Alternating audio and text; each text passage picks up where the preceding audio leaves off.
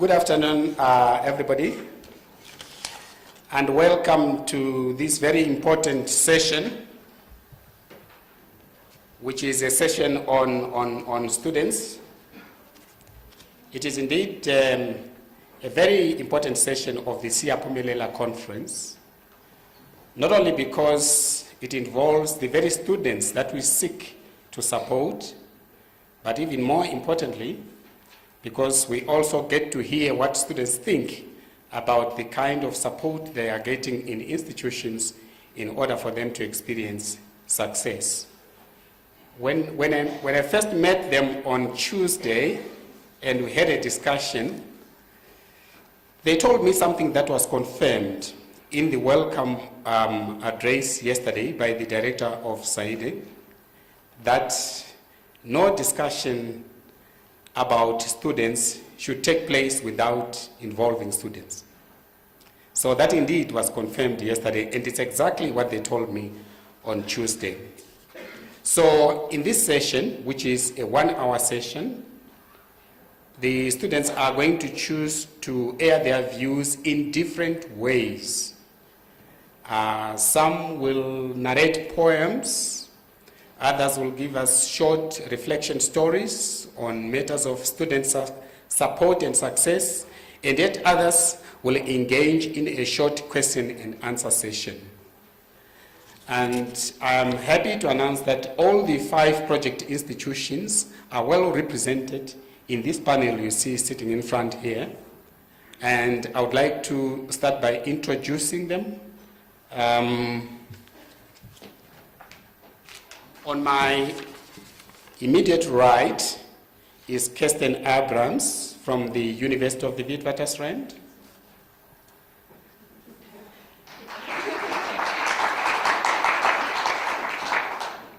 Next to Kirsten is Nosihle Musomi from the University of Pretoria. And then next is Awonke Wabaza from Nelson Mandela University. Then next is Kalaleo Liu from the University of the Free State. Second last there is Solani Mkize from the Durban University of Technology. And lastly is Vela Vawana, also from the Durban University of Technology. Without wasting much time, I will hand over to Kirsten Abrams, who will kick off the session by giving a poem.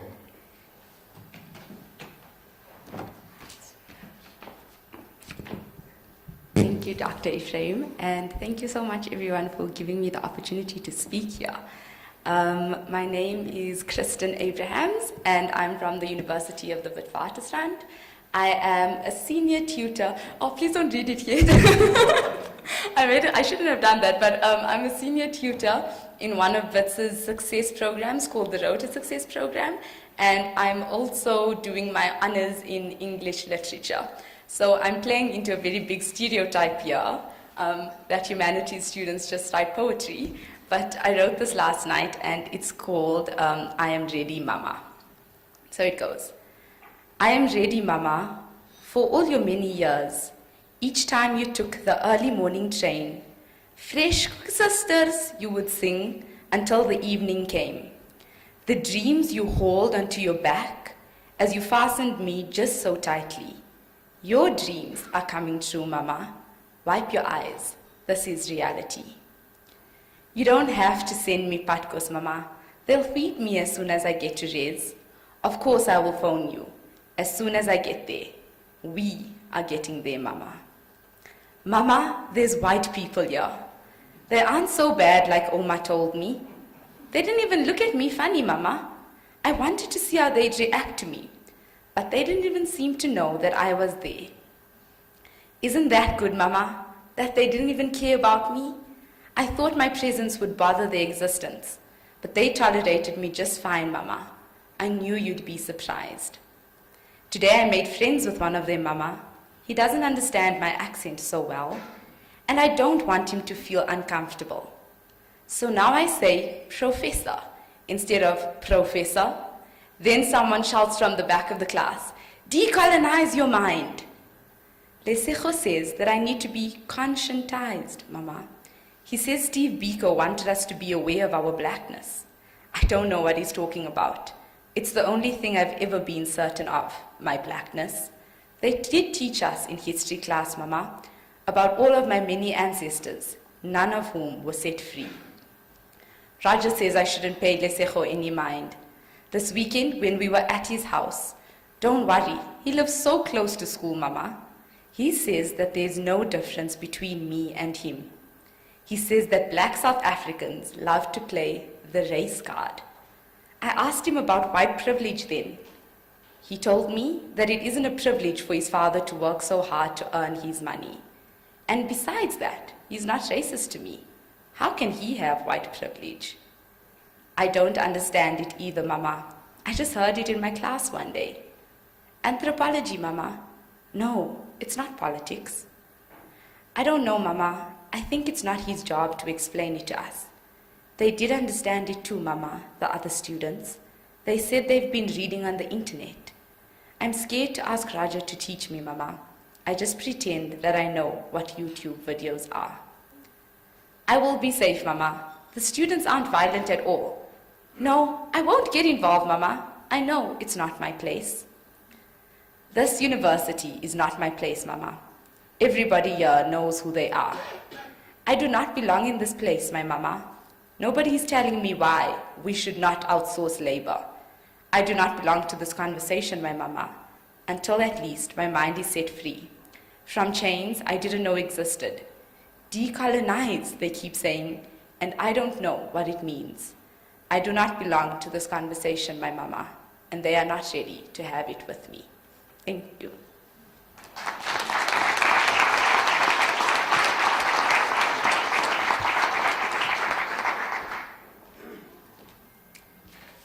Thank you very much, Kristen. And it's a poem, so we are not going to invite questions to poems. Anyway, we are hoping that in the end, we will reserve the last 10 minutes for comments and questions from the floor. So I'll move on and call upon Zolani Mkwize. Zolani is going to give a short reflection story, which is a lived experience on student success.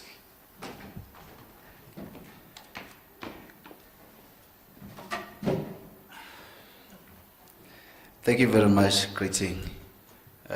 I'm honored to have this opportunity to be a lecturer in front of my student.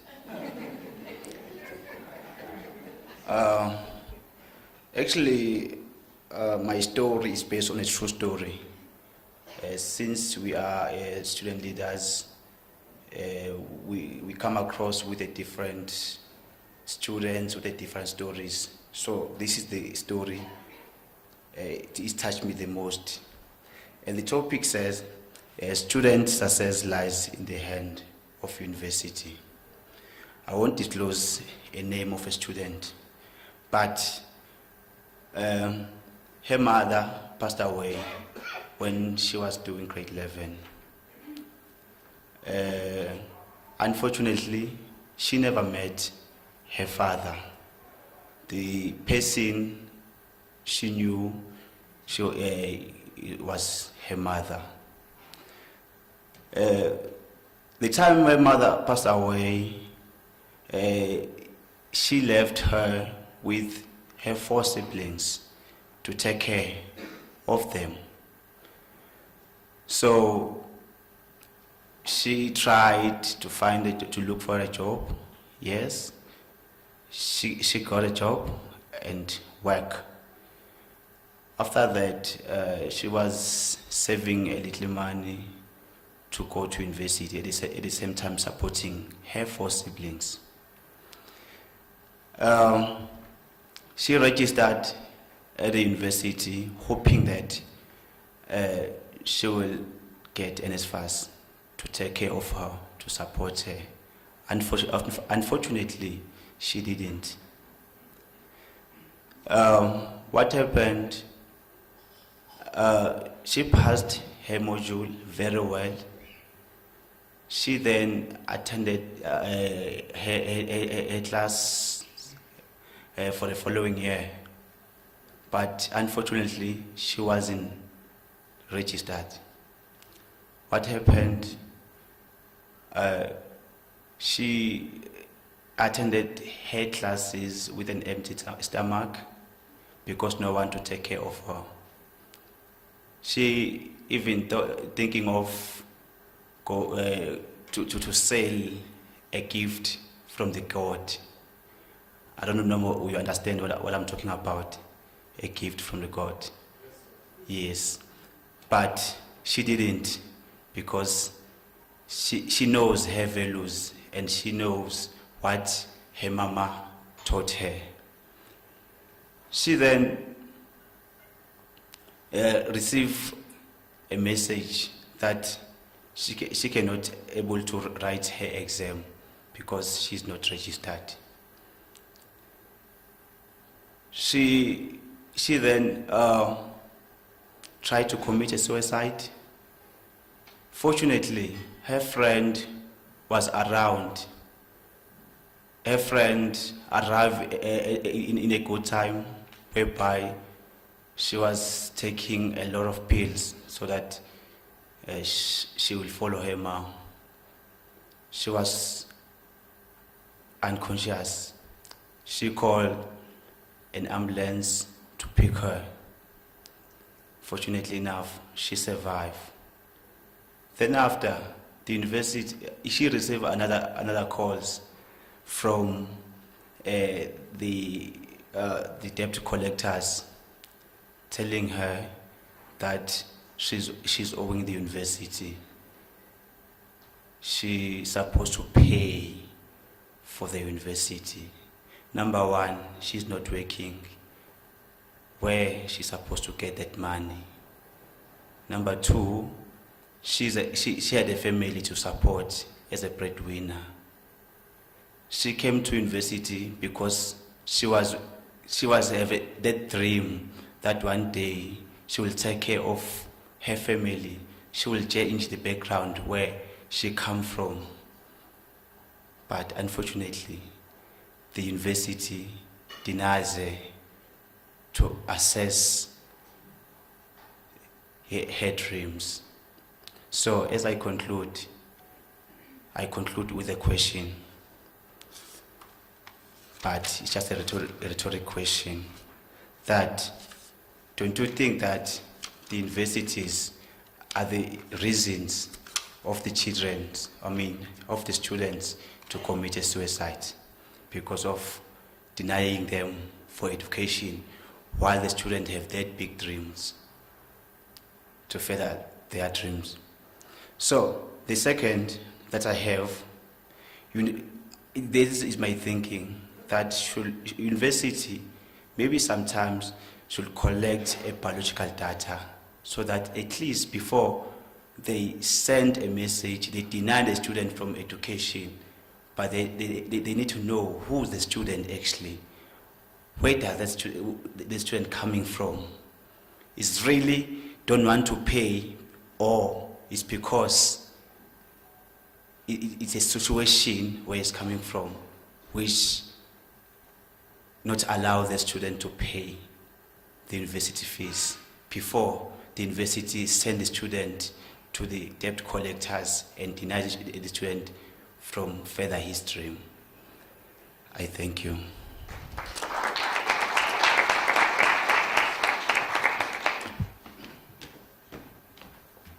Thank you very much, Solani. It was interesting on Tuesday when we were discussing with students that they acknowledged that much as we expect universities to support us, I think the onus also lies on us as students to ensure that we succeed. I would like to call upon Nosihle Msomi from the University of Pretoria to talk about the role of students in student success.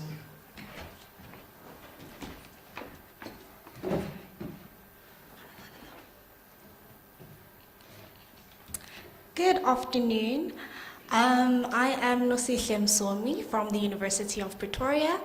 I am a student, well, I'm studying human genetics, and a lot of my role on campus regarding student leadership has to do primarily with academics and ensuring student success. So a lot of what I do is I form various committees with students. I hold various focus groups to try and see the areas in which we as students can sort of empower each other towards reaching success, which is the main focus towards the speech I'll be giving. Again.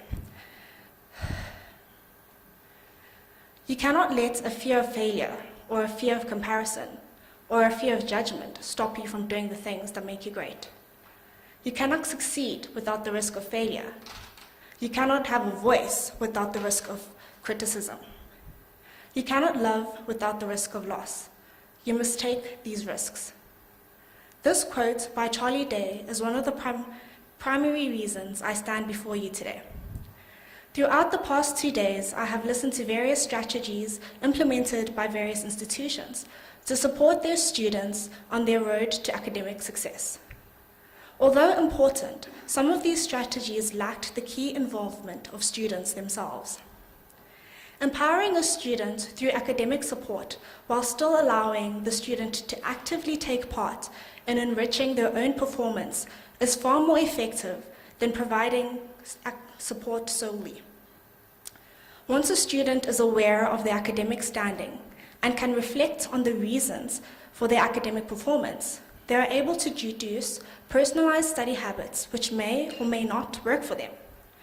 Through reflection, they are then able to zone into key elements of benefit which would ensure academic success.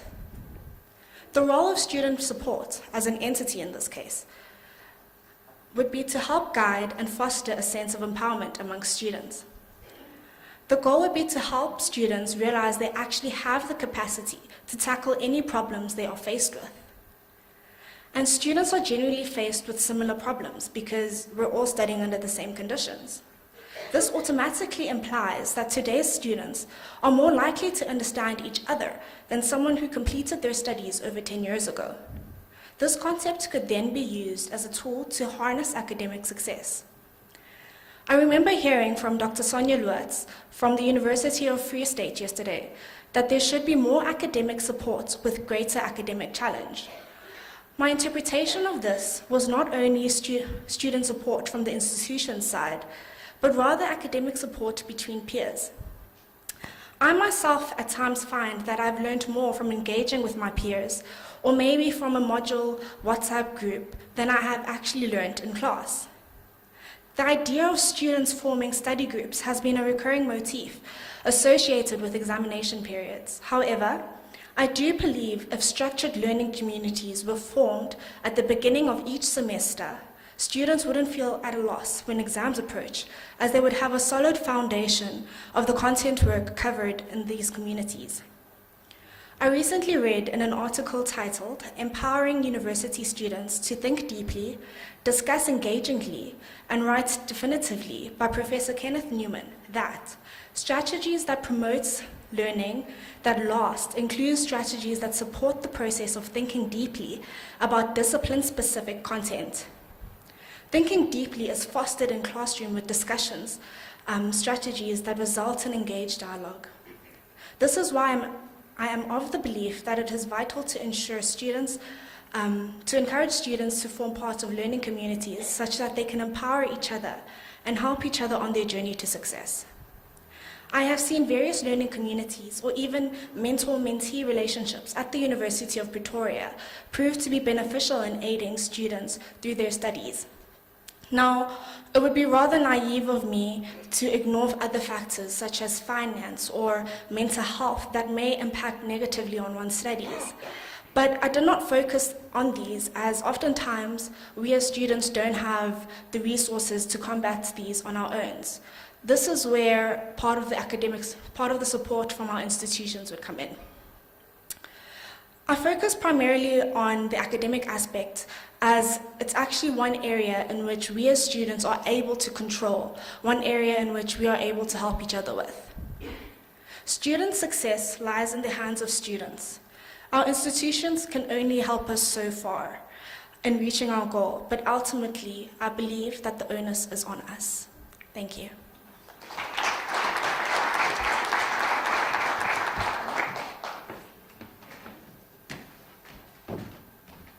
Thank you very much. I really like this group of students. All of them are finishing their bit exactly on time. The next one is Halileo Liu from the University of the Free State, and she wants to tell us a story, a success story on student success at a successful university.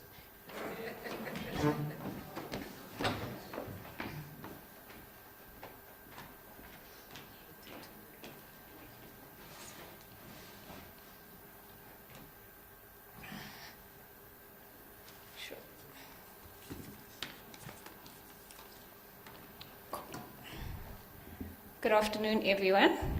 My name is Khalalelo Leo from the University of the Free State. I am a final year microbiology student, and yes, I will be representing the University of the Free State, as I said. What I will be sharing with you this afternoon is based on what Wayne and Innocent presented earlier this morning, in regards to the university preparation program. But I will be specifically talking about one of the 382 graduates that they presented about in the Faculty of Natural and Agricultural Sciences. The question has been, and maybe will be for a few more years, are universities student ready, or are students university ready? Through this brief story I will share, I will attempt to at least answer one of those questions. There is a day for many young South Africans, which often has a consequential effect on the rest of their lives. This day is the day of the matric results. For many, it is a day of joy, and for some, it is a day of sorrow. For one particular female student, it was one of disappointment. However, she was a resilient young woman, and nothing could deter her from her goals. Allow me to give her a name, unlike my colleague, Balani. Her name was Tsebo, and as one of the presenters said during the conference, there's a story behind every digit. Tsebo, a second-generation student who applied for a Bachelor of Sciences degree in her matric year of 2010, was an average student but was determined to pursue a career in science and knew this could only come through hard work. Her application in her grade 12 year was successful, and she was provisionally accepted pending her final matric results. Then the fateful January day came of the release of the matric results. Unsurprisingly, she had passed, but to her disappointment, not as well as she had hoped. With the university requiring 30 points for your AP score, and with her only achieving 24 points and a 51% for her mathematics, she thought her provisional acceptance would be void. Nonetheless, she submitted her results, and this is where the beauty of the story begins. She thought she would have to go improve her marks at some college or do some bridging course, but little did she know that the university, and in this particular case, the University of the Free State, was ready for her.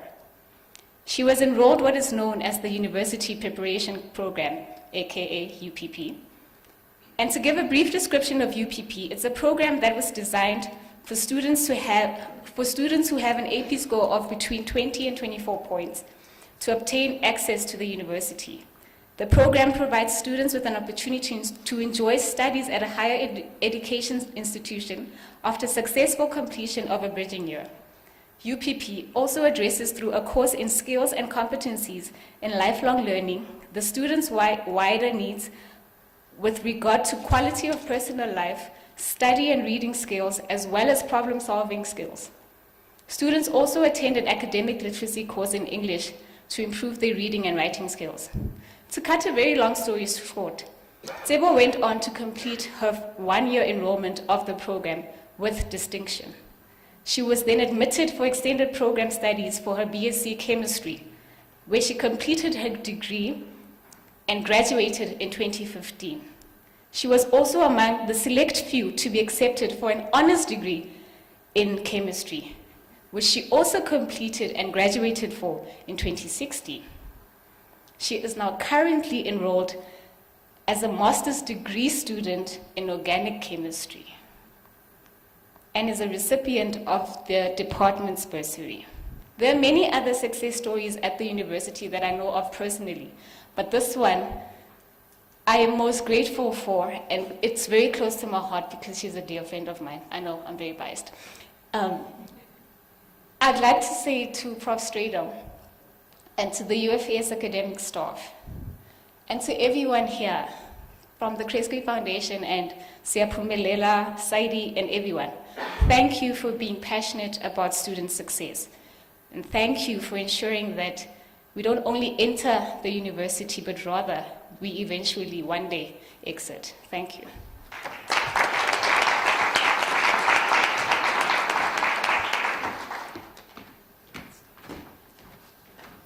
Thank you very much, Clele. Perhaps what that story tells us is we should all go around and look for those students who didn't come to our universities because they thought they couldn't qualify and they thought they couldn't make it for university education. Let's look for them and bring them back into the system. Thank you. We will move on to a different type of session, which is a question and answer session. And my colleague, Delicia, will manage this session.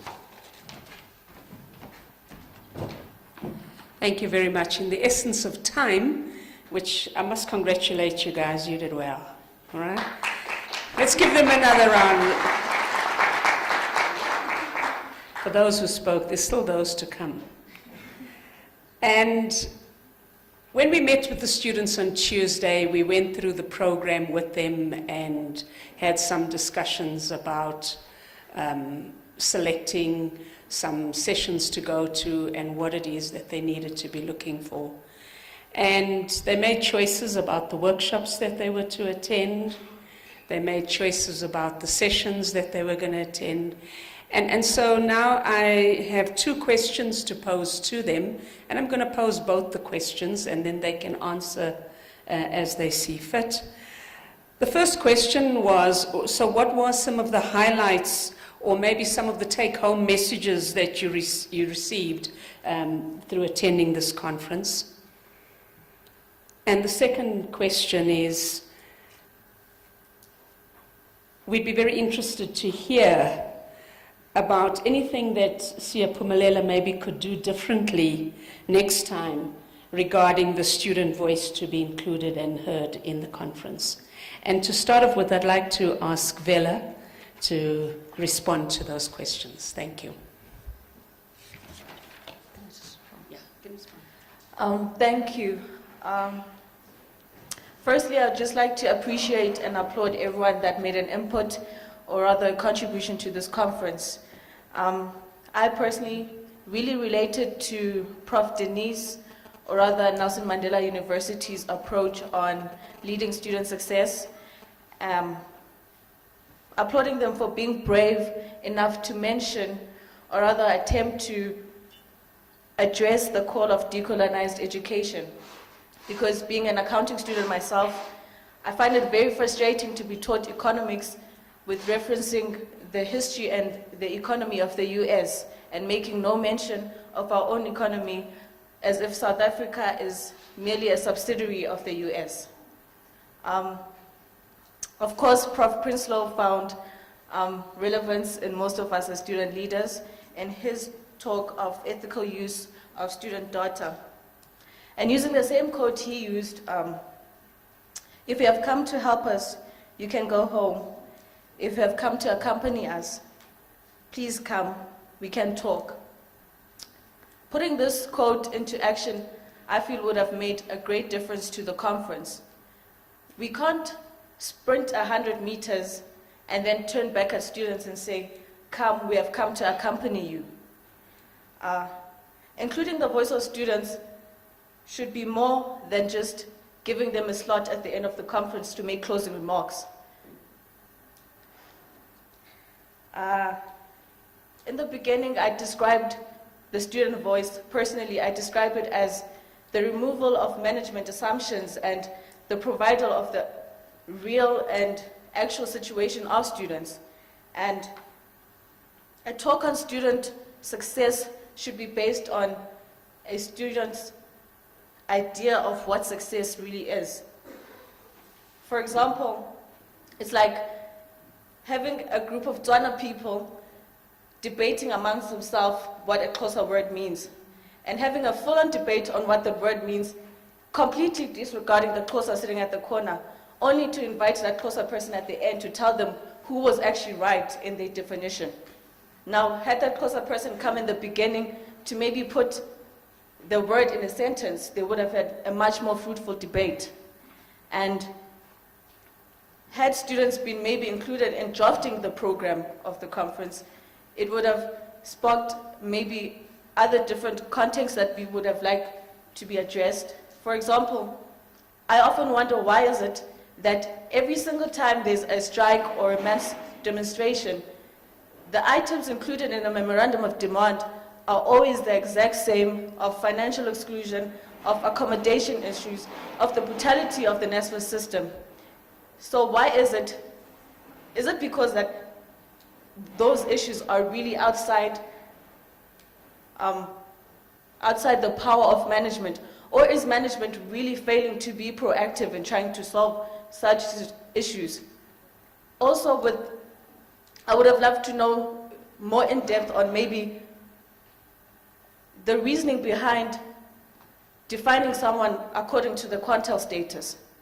Does my quintile status tell you that in my mother's 20,000 rand salary, she's not only paying for my tuition, but she's paying for my older brother's tuition, who's studying law at the Nelson Mandela University, and my sister's, who's studying psychology in the University of KwaZulu-Natal? Does my quintile 4 status tell you that once I get a job, I still actually have my high school fees to go back and pay?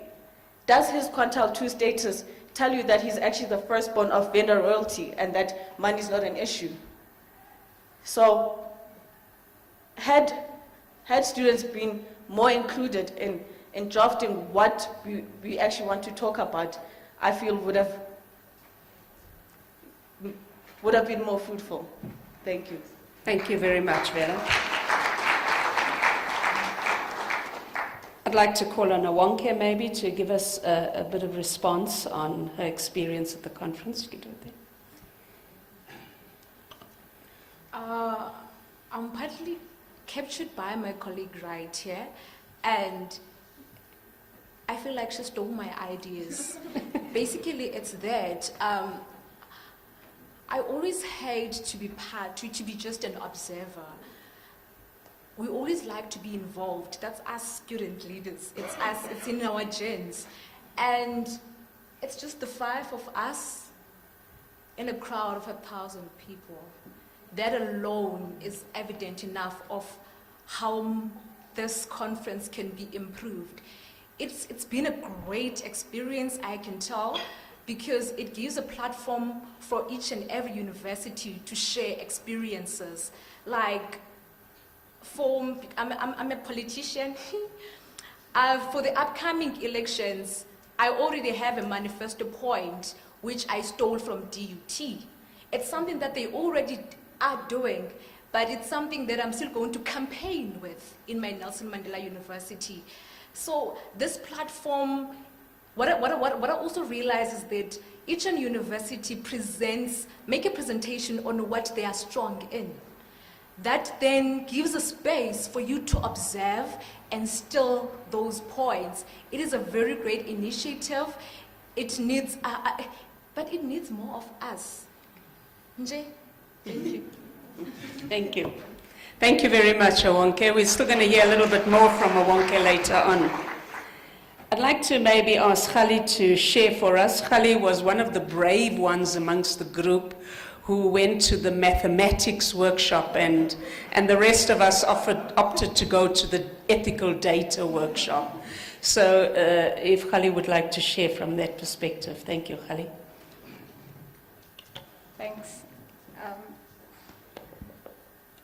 I wasn't brave. I've got a soft spot for mathematics. Okay.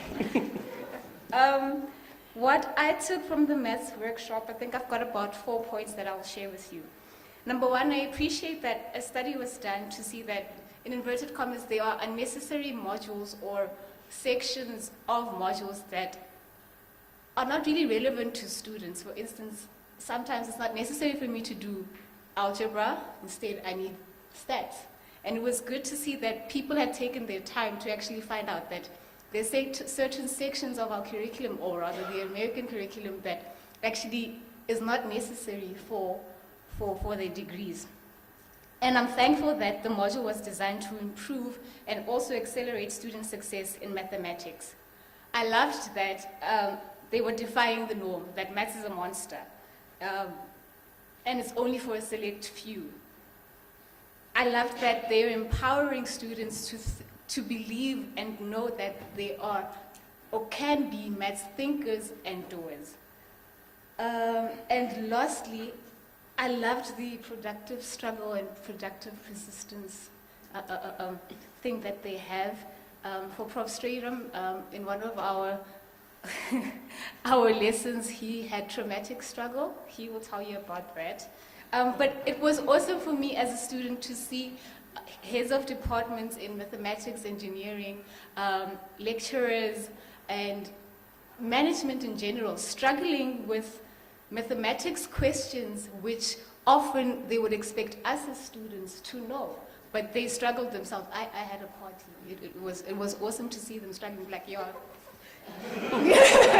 Serves you right. So that was that for me.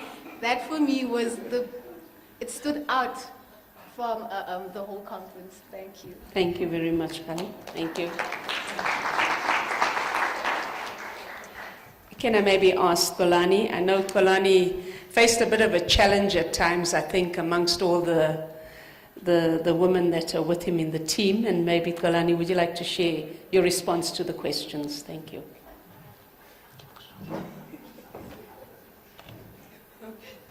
Okay, Kolani said to me if I ask him a question, he may choose not to answer at times. I accept that, Kolani, for today. Maybe if we can move on, and Nosile can most probably just share some of her insights that are gained from the conference. Thank you. What I gained the most from the actual conference is the fact that I didn't realize that our institutions were actually so actively involved in ensuring our academic success. Obviously, we know there's different campaigns on campus.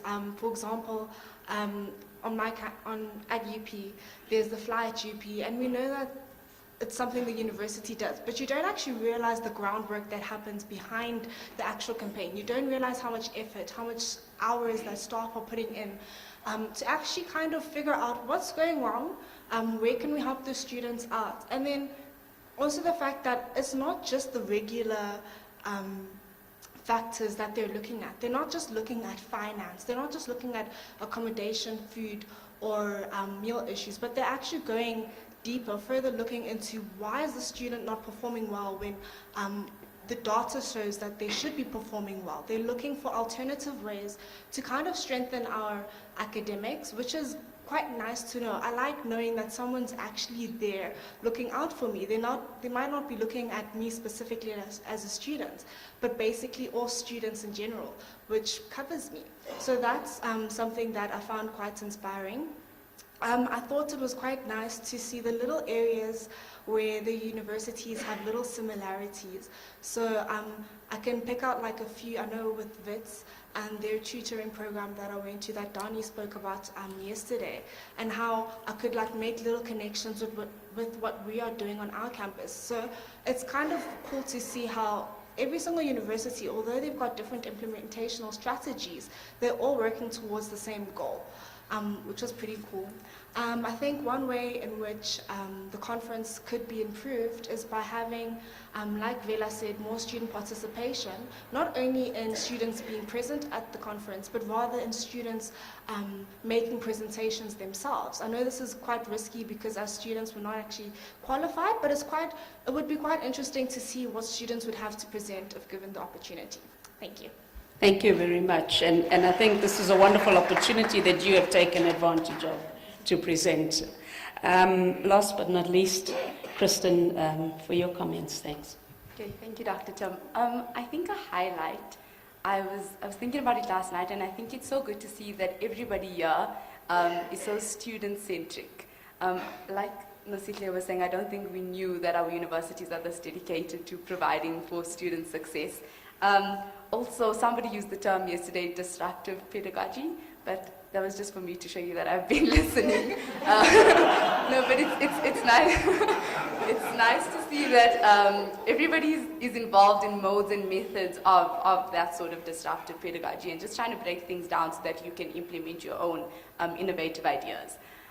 So in terms of criticisms, because I wrote a few of those down as well, I can't disagree with my colleagues on the amount of student engagement. And when I was thinking about it last night, I thought that you are also, and I say this so completely humbly, that you are also willing to engage with students, but you shouldn't wait for this big formal opportunity to do it.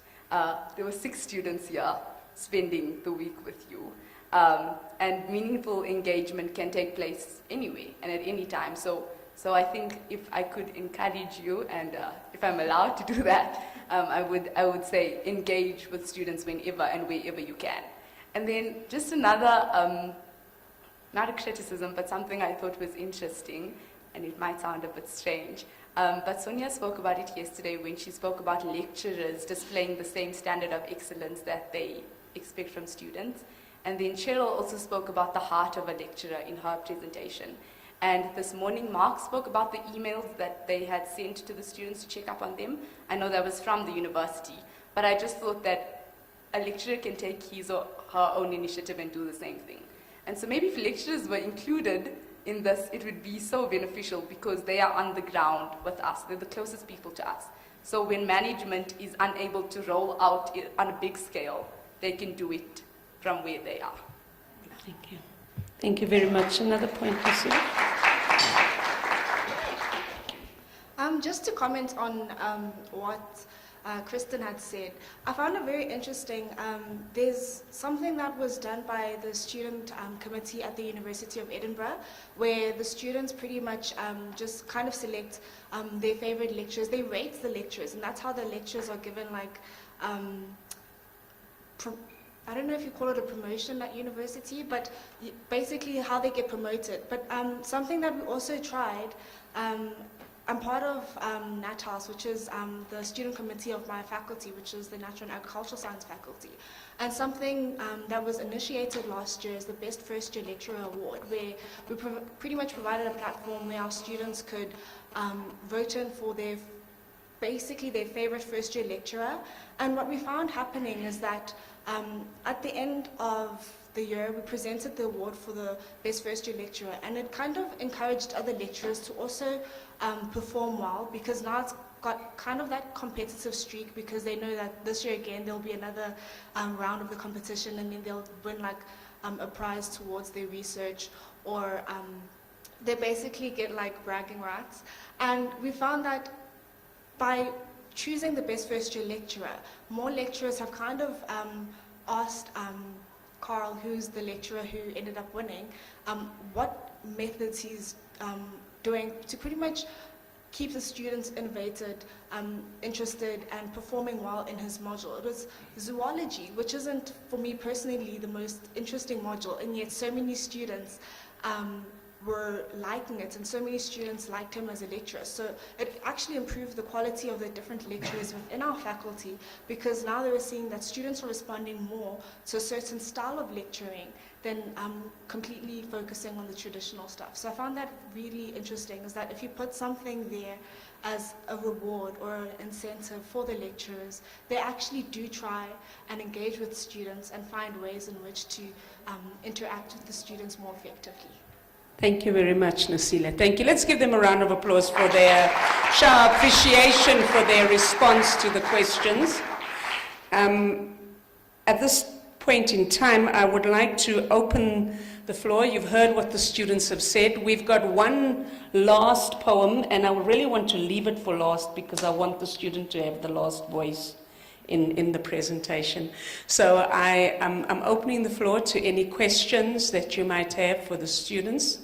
Any questions of clarity, comments, any particular questions that you'd like to ask the students? They're quite ready and willing to answer questions. Sorry, can we have Grayson at the back, and then. So, thank you very much for your very articulate. Sorry, Di, can I just ask that people introduce themselves, because the students don't necessarily know who's asking the question. Sure, I'm Diane Grayson. I'm at the Council on Higher Education. So thank you to all of you for your very articulate and in some cases quite brave contributions. My question to you is, how do you think that students can be more actively involved in promoting student agency to help students succeed? Okay, can we take another question, and then I will ask for a response from the students. Thank you. Thank you for the opportunity. My name is Mkolis Masang. I'm from VETS. Thanks for the interesting presentations and poems. I just want to ask, and I must admit I'm black. I come from, all of those backgrounds. So I think at this stage I understand even the frustration from students, why they are facing so many challenges in terms of student success and all of that. So I as a black person, I understand that because I also went through.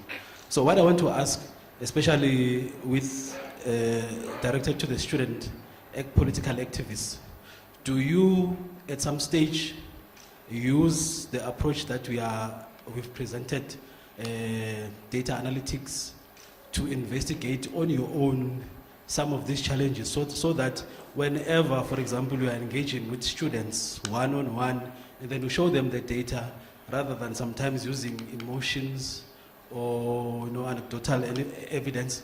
And also, when you are engaging management, do you bring such information to the table to say, you know what, this is what we've done as the students, this is what we found, for example, in our campus. What do you do as management? Thank you. Thank you very much. So we have two questions. Who'd like to start? The political activists. Thank you. Yes, because this one is so straight directed to me, I will just take it first. Thank you for your question, Sene. We do take data. I know when we're building our manifesto, we're doing it very differently, and it's very interesting.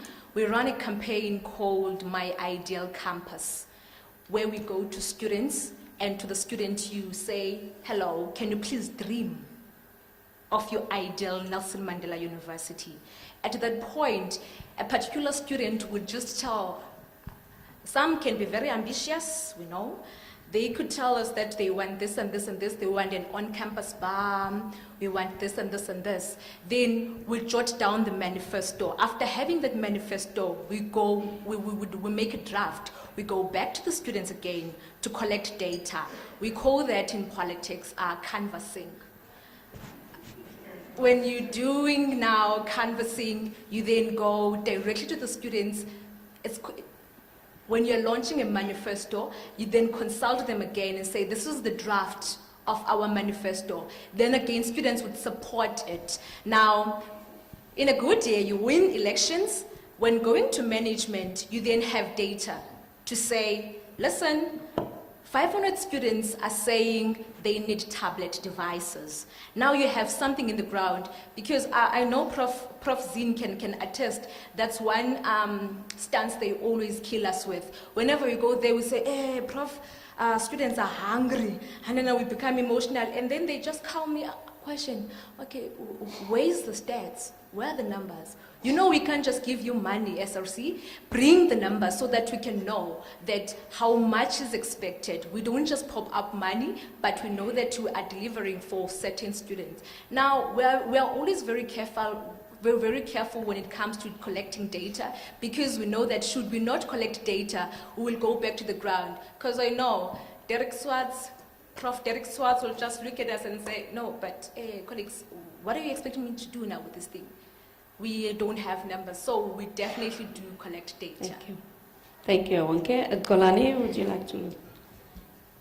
No, thank you. I will answer the first question.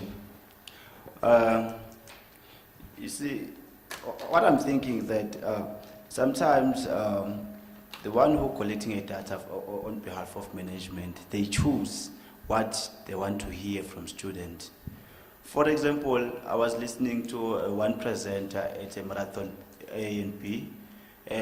He asked students that what they don't want about university, what they hate almost about university. And the response says, a strike. And the one who collecting a data, she doesn't bother to ask why, why the student they hate a strike. Because the reason why the student they hate strike is not student they hate strike. They hate the consequences of a strike. Actually, what happened in a university, we are striking because we want what we want as a student, what is rightfully for us. After that, what the university says, because they know that we are coming from a poor background, others don't have the money to go home, others are coming farther away, then they say, after 24 hours, all of you have to go home. So, the students who have not money, then after that they started suffering because no one will pay for her transport or for their student transport to go home. That they push that the student hate strike. Not that the student hate strike, which means they use their powers to depress our views, because they say they will say you have to go home. It's not that the student they hate strike. So what I'm saying that the one who collecting a data from student will collect more in details and ask why. Don't just do a quantitative, but they have to do a qualitative approach so that they get deep information from students. Number two, I wish the universities will have a plan to help a student which are suffering, who don't have funds to pay their school fees. Because sometimes we only find that there's someone who's maybe a staff member who's handling two positions at the same time. Which means these people, this staff is earning two salaries at the same time. Why don't you at least the staff sacrifice that money and try to open maybe just a little for the student to help other students, whereby the staff they're earning a lot of money. Instead of, the thing is, they're supposed to do something at least, because in the university there is the money, but they don't want to. They don't spend the money to help students, but they spend money to pay for the staff. Thank you, Kolani. Thank you very much. Any other student? One response, and then we'll. I'd just like to answer the question regarding how students can actively take part in ensuring student success. I don't know if I'm going to capture it properly, but basically I'm going to answer from what I know based at my university and the various student structures that I know and what they're doing there. So one way that students can help play this role is by becoming mentors to first-year students. So with undergraduate students, they are able to mentor first-year students during their first year and hopefully throughout their university experience. I know at with the senior students, sometimes they are paired with master's students or even PhD students. Especially in my faculty, I know of senior students being lab assistants to the PhD students, so you get more practical work and you get more support from a different type of student, but still nonetheless a student. I did mention the learning communities in my speech as well, and how that can play a role, as well as class representatives. So basically the training of the class representatives is done primarily by members of the Department of Student Support, but as well from students themselves. So myself and a colleague of mine were spearheading the actual training of them to ensure that they know how to deal with any situation that members of their class need help with and who to refer them to. And that's actually a way in which they play a role in ensuring student success. Other initiatives that I'm aware of is in the humanities faculty. The humanities students often host extra writing classes during the whole semester, especially for students who are struggling with essay writing, for example. And a lot of our humanities students, that's a large part of how they're tested, is by writing long essays. And if you don't have the skills for that, then you aren't going to progress successfully. So they host these extra lesson classes. Even towards exams, various students in various faculties form extra lesson classes for students who need help, especially in the more difficult modules. Then they hold those extra lesson classes, and then they also get participation from lecturers to help basically give those extra lesson classes. I'm running out of time. Yeah, yeah. Thank you. Thank you very much, Nasila, for sharing your experience as well. Can I ask Kristen 1 minute? Also, just to answer your question, Ms. Grayson, I've learned from my experience that a very good way to get involved in promoting student agency and gaining success is to become a tutor in your university. So at WITS, there's many opportunities to tutor from your second year. So I, at the moment, also tutor first year English students and then second and third year law students. And it's very easy to impress students. You basically just have to say, I got an A, and then you've got them hooked. So if in that capacity, it's very easy to encourage agency, because they can see that you've done it yourself, and they can relate to you because they're in the same position that you were about 2 years ago. Thank you, Kristen. Khalil, last one. I'll try to be short. Additionally to what Nosihle and Kristen has said, I'd just like to say that I think, I'm not going to say anything about agency, but I think it's time that students took responsibility for their own studies and for their own success. I think too many of us always go back to our lecturers and management and say, you're not doing this and that, but there's so many initiatives that are in place. For instance, Nosihle just said that we didn't realize that there are initiatives and programs that are in place for us to succeed, but we are not coming to the party. So I think it's time that students actually become accountable for their studies and take responsibility for it. Thank you, Khalid. And we're going to end off the session with a poem by Awonke. And Awonke, you heard she gave you a short prelude to that about what is your ideal university. And she's prepared something for us to close the session. Before she comes up to say, I want to say thank you very much to Sadie for this opportunity, to Siyaphumelela for this opportunity. Myself and Ephraim were assisting and accompanying, walking with the students throughout the session. But, and I'm sure the relationship that we have started, I'm sure it will not end here as in our association with them. So I'd like to ask Awonke to come up to close the session with a poem. Thank you.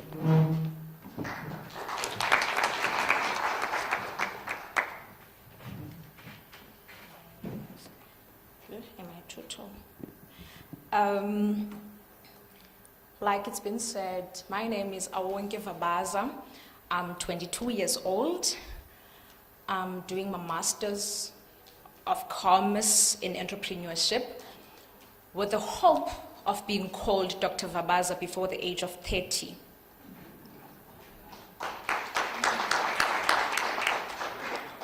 I'm not a poet, but I tried to write some things just from yesterday. It goes as follows. She grew up having a hard life. She was promised that education can change her future. She grew up through social grant. She was also promised that education can change her future. She grew up in a home where her mom would boil water in a pot, making her to believe that she will eat for that night. She was also promised that education can change her future.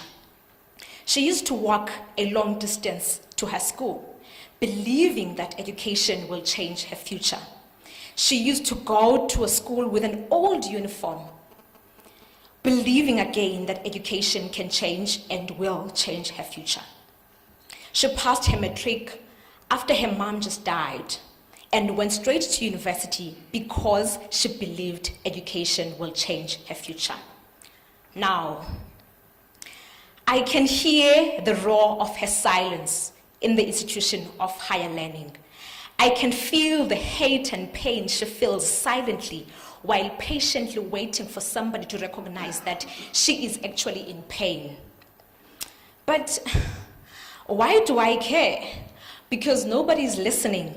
For I know that her pain and sorrows are suppressed by populist politicians on campus who would use her pain to gain political relevance. I know that a wise man once said, politics is a plea to serve. Then why are we not being servants to the people? Now, my ideal student-ready university is a university that will not allow students to be taken for granted by populist politicians. I can feel the noise of an empty stomach from her sitting next to another student, by the way, who just threw a bucket of steers on their bin. I can feel her pain of her hunger in the class when he's busy trying so hard to concentrate on her empty stomach. But who cares to help? For I know that we live in a society where inequality is the reflection of the society. My ideal student-ready university is a university that is ready to host a poor student. I can see the desperation of passing her modules in due time, even if she's coming from a very poor background, or perhaps she's the first generation from her family to come to the university. I can see her desperation of trying to find money to buy a textbook after not getting financial assistance. But who cares? For I know that we live again in a society where some people are systematically excluded. My ideal student-ready university is the university that is ready to accommodate the difficulties in class by giving them student support services. I can see the tired-looking face of her in class after she slept in the library or a computer lab simply because she's not affording to rent accommodation. I can see the frustration and fear of her safety she gets when it becomes late, wondering, where am I going to sleep tonight? But who cares? For I know that a university is a space of learning where nobody cares where you're sleeping. Now, my ideal student-ready university is a university that will strive to prioritize financially needy students to be accommodated in on-campus residences where such exploitation of such students will be avoided. Prof. Zin, my ideal Nelson Mandela University is a Mandela University that will follow the principles of Utata Nelson Mandela. My ideal university is a university that allows space for students to gain working experience so that she will not suffer after graduating. My ideal university is a university that doesn't just promote graduates, but employable graduates, so that she will get a job and go back home to rescue her family. My ideal university is a university that goes beyond giving you a qualification to be employed, but promote young entrepreneurship so that she will not depend on employment to generate income. Dear universities, please be ready for us. Thank you.